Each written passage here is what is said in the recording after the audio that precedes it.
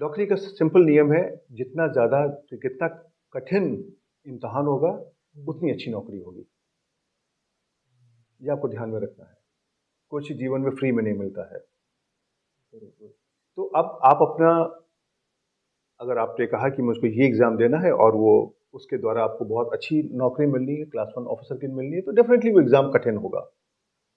आप अगर कोई छोटे लेवल का आसान इम्तहान दोगे तो उसके द्वारा जो नौकरी मिलेगी वो कोई छोटी-मोटी नौकरी होगी। पहले आप फैसला करिए कि आपको जीवन में क्या करना है। आपने कहा कि हमको तो ऑफिसर बनना है, हमको तो क्लास ए ऑफिसर की या एक अच्छी सैलरी वाली जॉब लेनी है। अच्छी सैलरी का मतलब यही होता है कि एक ऐसा जॉब जहाँ पे चैलेंजेस होंगे, राइट। उन चैलेंजेस को लेकर के जब हम आगे आगे बढ़ने की जब हम कोशिश करते हैं, तो उसके लिए चाहिए क्या? उस कठिन एग्जाम को क्वालिफाई करने के लिए हमको करना क्या है? उसके पीछे हमको सब्जेक्ट पढ़ना है। जब सब्जेक्ट पढ़ना है मेरे को, तो चूंकि एग्जाम कठिन है, तो उस सब्जेक्ट को भी ध्यान से पढ़ना है, उसको डेप्थ में पढ़ना है, उसको फंडामेंटल से पढ़ना है, प्रॉब्लम को फर्स्ट प्रिंसिपल से सॉल्व करना है, अगले का सॉल्यूशन देख करके कॉपी नहीं करना है, खुद से सोच करके सॉल्यूशन निकालना है। इसी की तो प्रैक्टिस करनी है।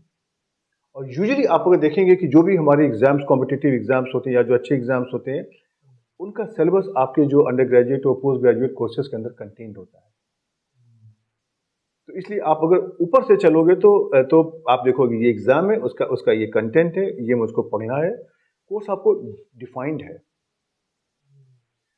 बस आपको ये तैयार करनी है कि 12 में से 5 सवाल करने हैं या 12 में से 12 सवाल करने हैं। जिस दिन आपकी अप्रोच 12 में से 12 सवाल करने की आ जाएगी, उस दिन आपका कॉम्पिटिशन क्वालिफाई हो जाएगा। जहां तक नंबरों की बात है, जो स्टूडेंट शायद 12 में से 5 सवाल पढ़ के गए और उसके 5 सवाल एग्जाम में आ जाते हैं, उसके शायद नंबर ज्यादा आएंगे। लेकिन आपको फैसला ये करना है, आपको नंबर चाहिए कि आगे सक्सेस चाहिए। एक 20,000 रुपए का नोट लेकर के क्या करेंगे जो कहीं चलता ही नहीं है। तो जिस नोट की वैल्यू है आप उसको लीजिए ना। तो आप अपने कॉन्सेप्ट पे करिए। यस, एक मिनिमम अपने जो मार्क्स है, फर्स्ट क्लास है, डिस्टिंक्शन, उसको मेंटेन करिए, लेकिन कॉन्सेप्ट बहुत इंपॉर्टेंट है। अगर कॉन्सेप्ट नहीं है, आप आगे के एग्जाम क्वालिफाई नहीं कर पाओगे, उस नंबर को लेके क्या करोगे आप? तो इसलिए कोई कंफ्यूजन नहीं है। अब आप उल्टा चलते हो तो सिलेबस वेल डिफाइंड है, आपके कोर्स वेल डिफाइंड है। आप उनको समय के साथ में धीमे धीमे आगे बढ़ते रहिए। फर्स्ट ईयर में ये पढ़ाया गया, आप उसको आज समझ लीजिए, फिक्स कर लीजिए, सॉलिड कर लीजिए। उसके बाद में सेकेंड ईयर में जो पढ़ाया गया उसको समझ जाइए। करते करते 3-4 साल में आपको सब कुछ आ जाएगा। एग्जाम क्वालिफाई करना तो बाएं हाथ का काम है।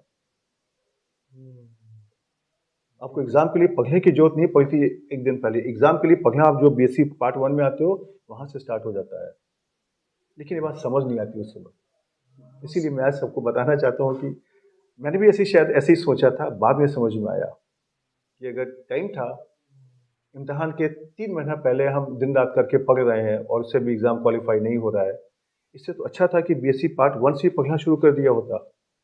आपको